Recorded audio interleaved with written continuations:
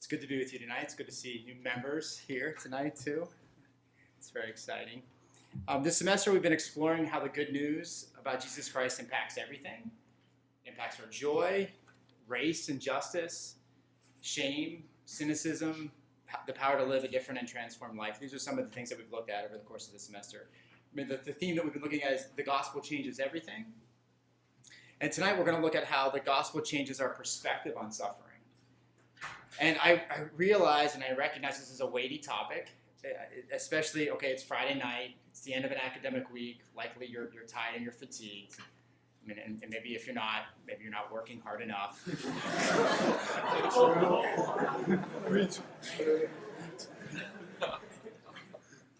But I mean, the bottom line is, I mean, we might like a lighter topic, but the bottom line is that if Christianity can't or doesn't address suffering, then what's the point of gathering together on a Friday night, or any night for that matter?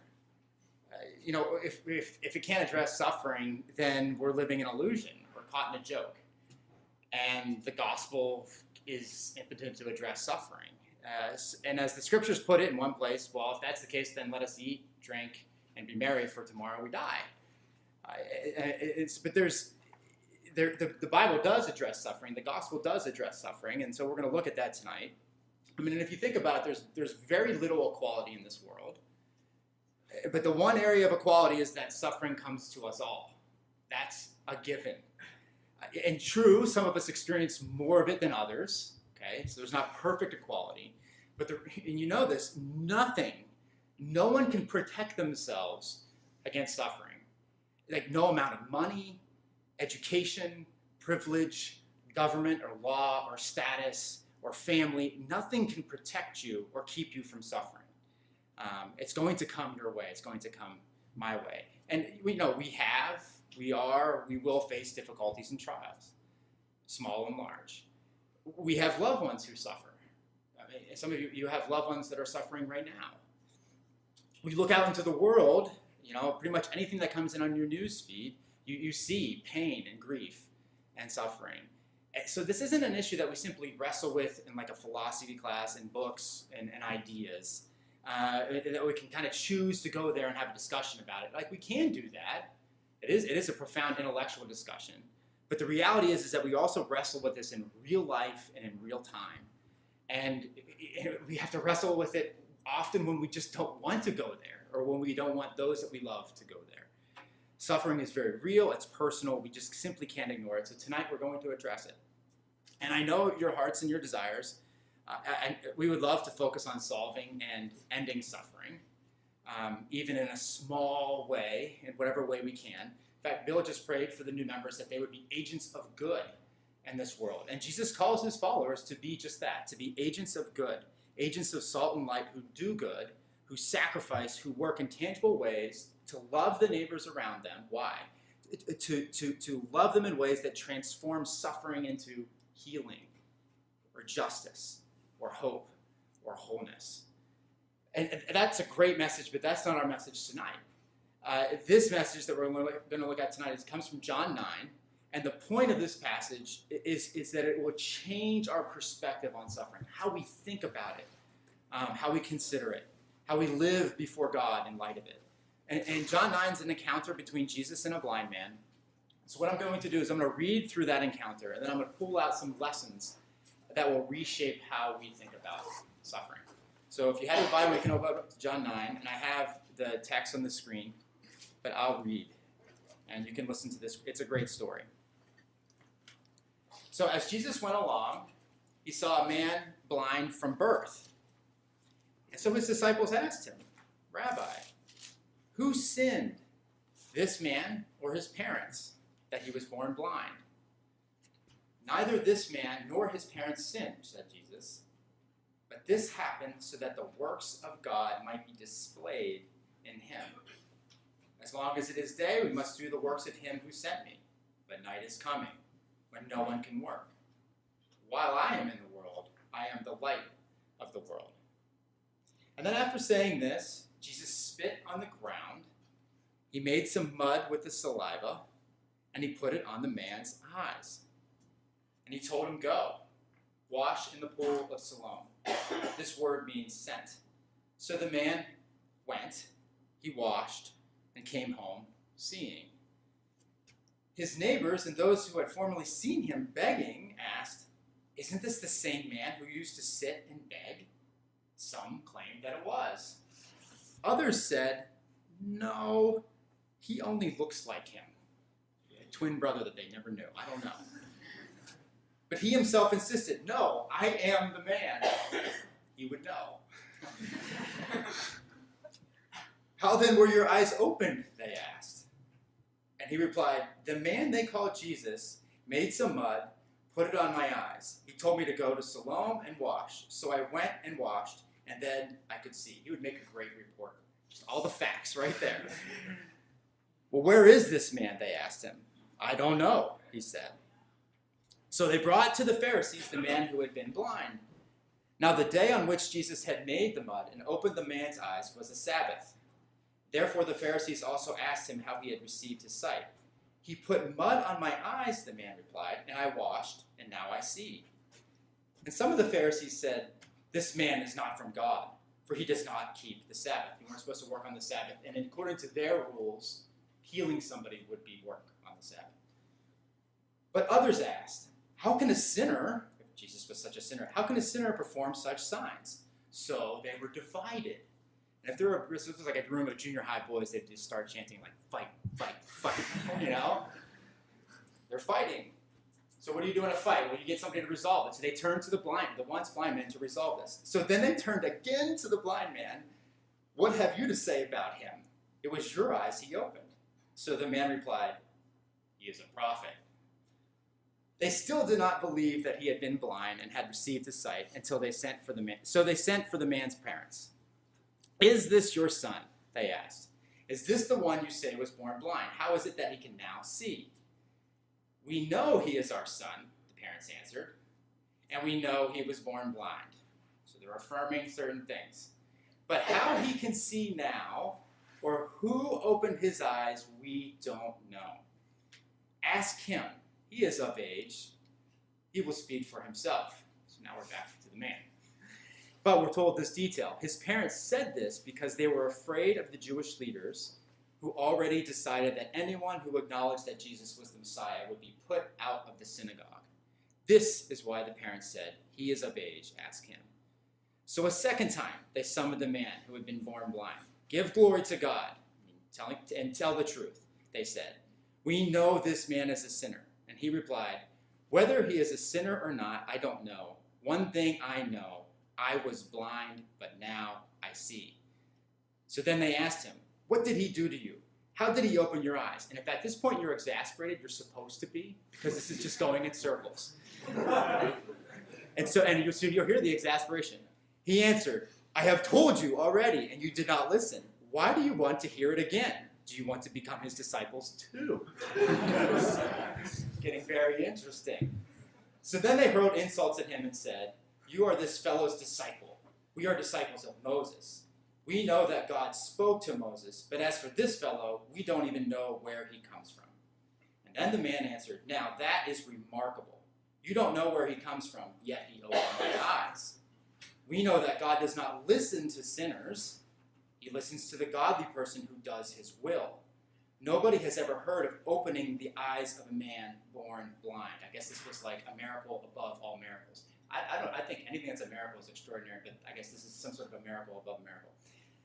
"If this man were not from God, he could do nothing." So he gives his own theological lesson to the theological teachers.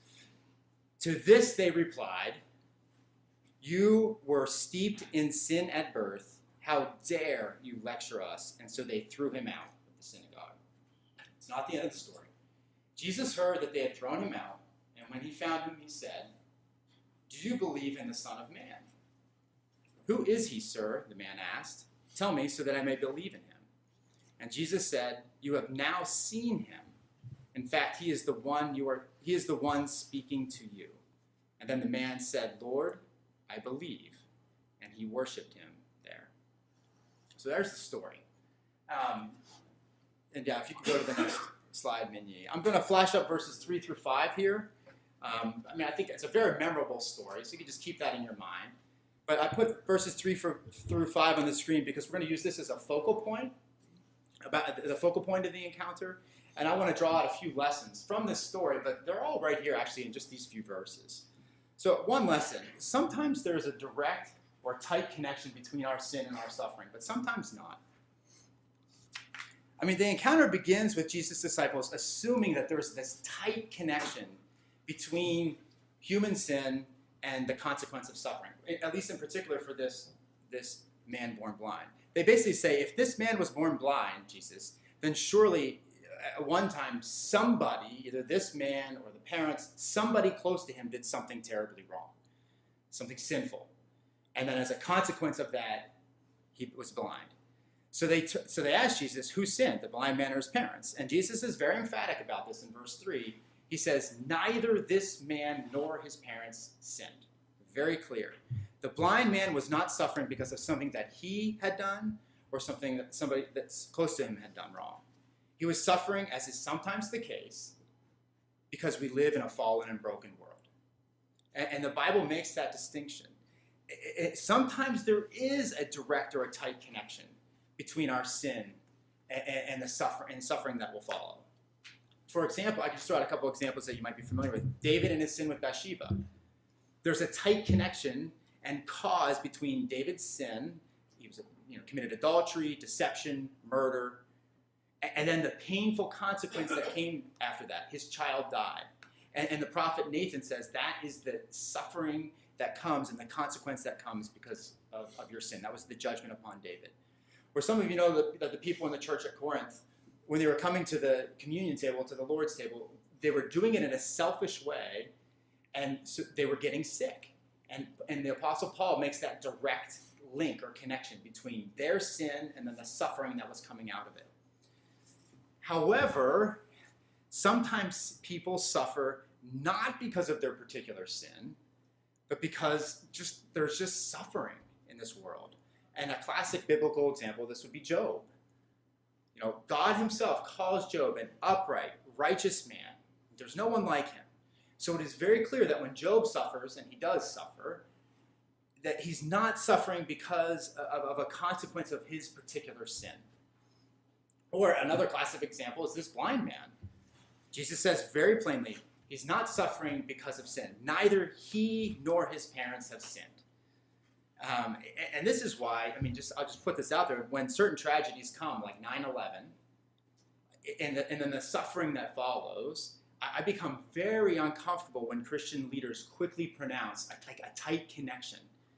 This tragedy happened because of X, Y, or Z sin. We have to be really careful about making those tight connections.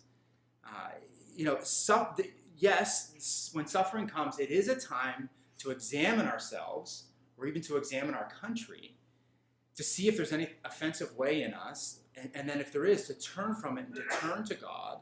And we could tell stories of people where that was the case. But sometimes suffering comes simply because we live in a very, very broken world. Still, there's one thing the disciples got right here in this first lesson, is that sin causes suffering. And that's a powerful reminder for us. Sin is not to be trifled with. It causes suffering. Somebody close to us, and I'll just keep this just anonymous, but it's a generic enough story that I think all of us will identify with this. Somebody very close to me and Danielle very recently came to us, and they were really upset because somebody said an angry and hurtful word to them. And it turned out to be a word that wasn't true. And this person came to me and Danielle, they cried, they felt really bad, and they just lost a lot of sleep about it. And Danielle and I, we cried, we felt bad, we felt the burden, and we lost sleep over it too. Now, thankfully, this story had a happy ending. There was reconciliation, and both sides grew in deeper understanding of each other.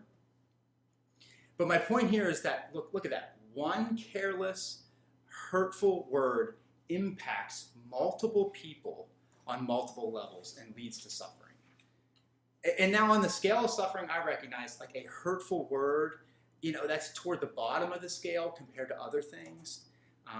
But sometimes many hurtful words lead to irreconciled relationships, and even more suffering.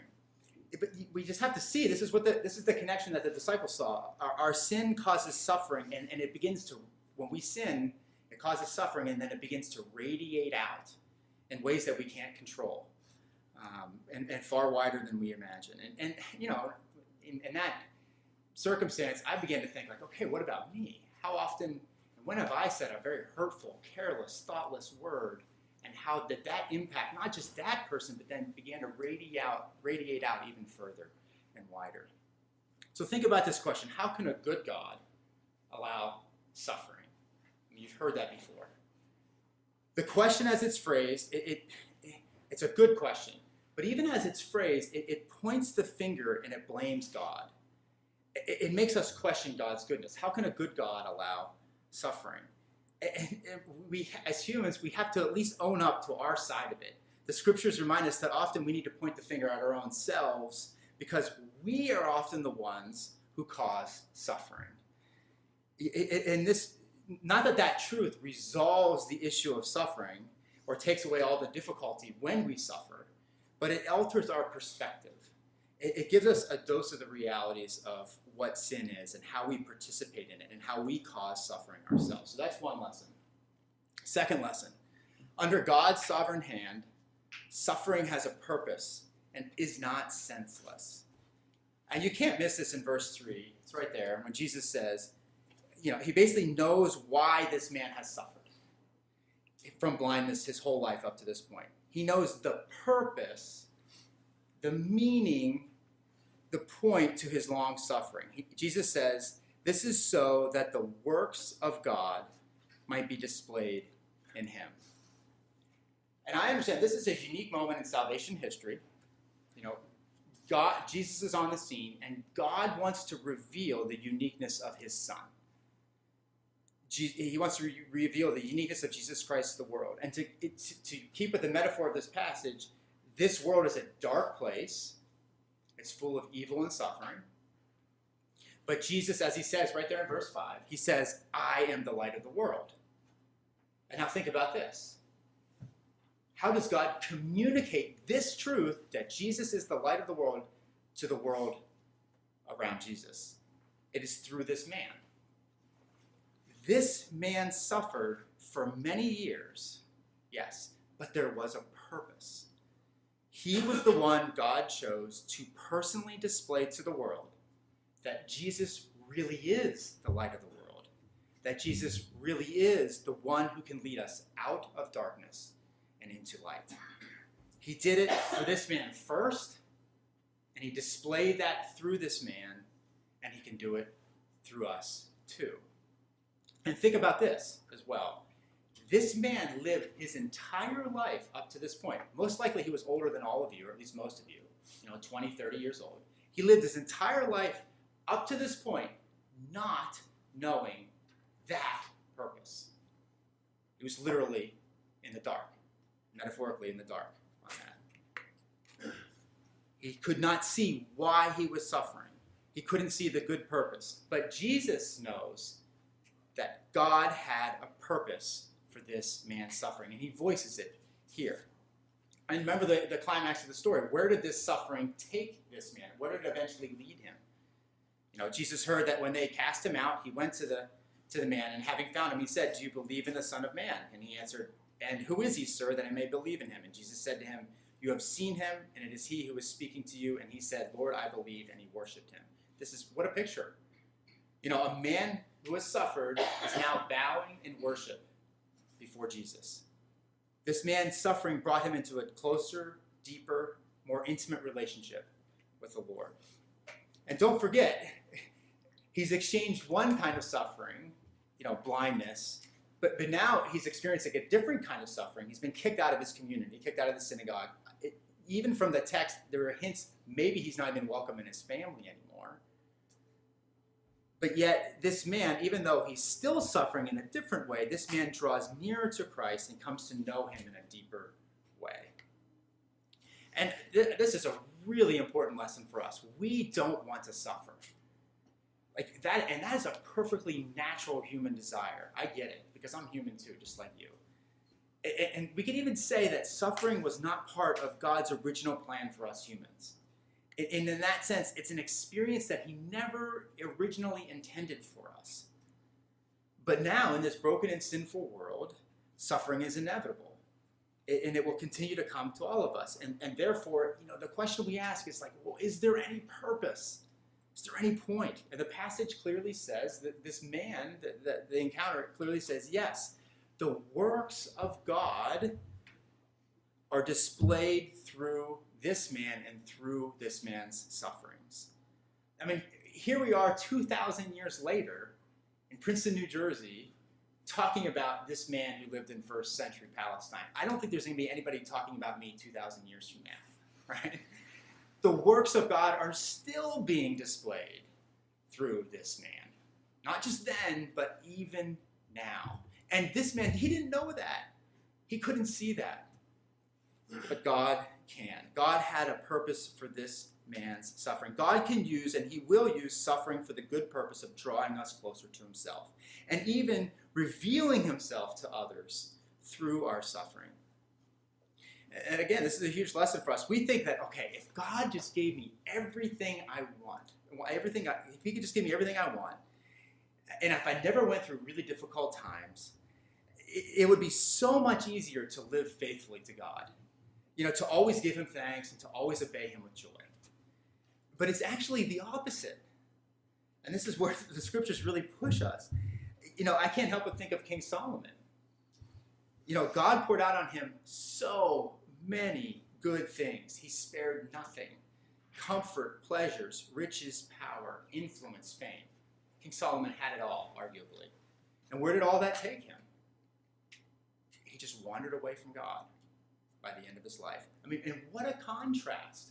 Here this blind man, deprived of so much, deprived of his sight, deprived of being able to work, deprived of even being able to walk around easily without help. But through that suffering, he draws closer to God. And then King Solomon, given so much, but through that plenty and abundance, he wanders away from God. It makes us realize that we, like King Solomon, we actually face great dangers when we don't suffer. We might even be able to say, there's a greater danger that we face if we don't suffer. And this is one of the major weaknesses with modern Western American culture, is that it doesn't have a satisfying answer to suffering. If you take sort of the American mindset, it's like there's meaning in life. The meaning of life is to have the freedom to choose the life that makes me most happy. Whether it's my career, my partner, what I buy, where I live. And then the material world is what I focus on. That's really all that I think about, and that's maybe all that there is. And then when suffering comes in to that mindset, it's a complete interruption to that life story. When suffering comes in, suffering is that thing that's blocking the happiness that you are pursuing. And therefore, the implicit message of Western or American culture is that suffering must be avoided at all costs and minimized to the greatest degree possible. Because there's no purpose, there's no meaning to it. And Dr. Paul Brand, he's an orthopedic surgeon. He spent his entire life treating leprosy patients in India and in the U.S. He's a very inspiring man. He actually wrote a book with Philip Yancey, who's a modern author. The book is called The Gift of Pain. So you can hear even from the title, it's like, okay, pain is actually a gift. And listen to what he says. He says, in the United States, I encountered a society that seeks to avoid pain at all costs. Patients lived at a greater comfort level than any I had previously treated, but they seemed far less equipped to handle suffering and far more traumatized by it. And he goes on to say, why? And he argues it's because our culture doesn't see any purpose or meaning that can flow out of suffering. And for Christians, or for people considering the Christian faith, thinking about it, wondering, this is where the Christian faith and the scriptures speak up, where our culture is silent and at a loss to say anything. Suffering in itself is not good, but God can use it for good, and therefore it can have meaning and purpose. Or as John 9 puts it, God uses suffering as a means by which he displays his work through us. So there is a purpose to suffering. And so when we find ourselves in seasons where the Lord calls us to be patient in affliction and in our suffering, we need to know, okay, well, what are his purposes? What is he up to? How might he be displaying his work in and through me?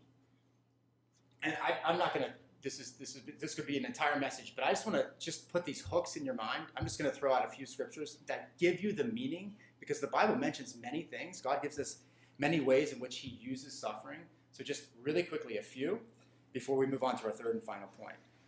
Some of the ways that God displays his work through us, through suffering. It shapes our character and sharpens our hope, Romans 5. And we boast in the hope of the glory of God. Not only so, but we also glory in our sufferings, because we know that suffering produces perseverance, character, and character, hope. It also tests and purifies the genuineness of our faith, 1 Peter 1.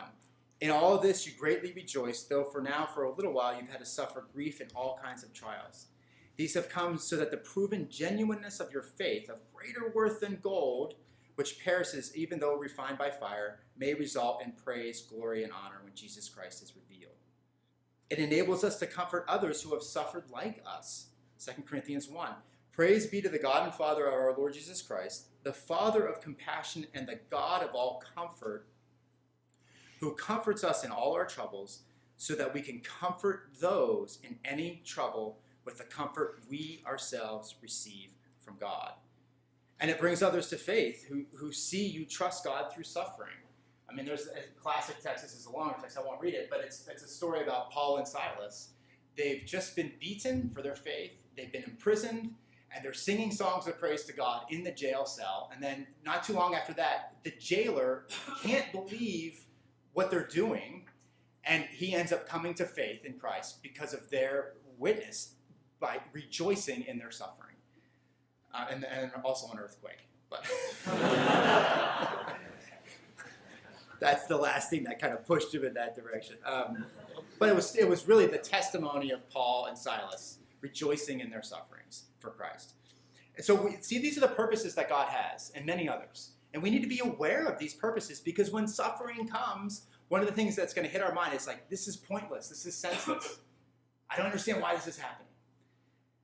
And we need to be aware that it is not purposeless. Yes, it is hard. Yes, it is painful. Yes, it will be full of tears and fears and grief. But God can and will display his work through us and through our suffering. So lesson 3. If you go to the last slide menu. Look at verse 4 again, where Jesus says, we must keep working the works of him who sent me while it is day. Jesus tells his disciples, we, plural, we have work to do. But then he warns his disciples that, the work will continue while it is day, but night is coming. And this is a cryptic phrase. I believe Jesus here refers to his own impending death. He knows that's coming. When his eyes will shut in night, his eyes will see the cold darkness of a tomb.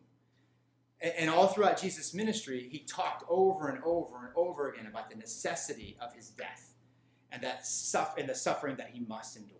And that's what he's referring to in this cryptic phrase, night is coming. And I can't remember where I heard or I read this, but it is so telling when you read through the gospel accounts. It is so telling that there are no instances of Jesus laughing. And I believe the reason for this is that it highlights why he came.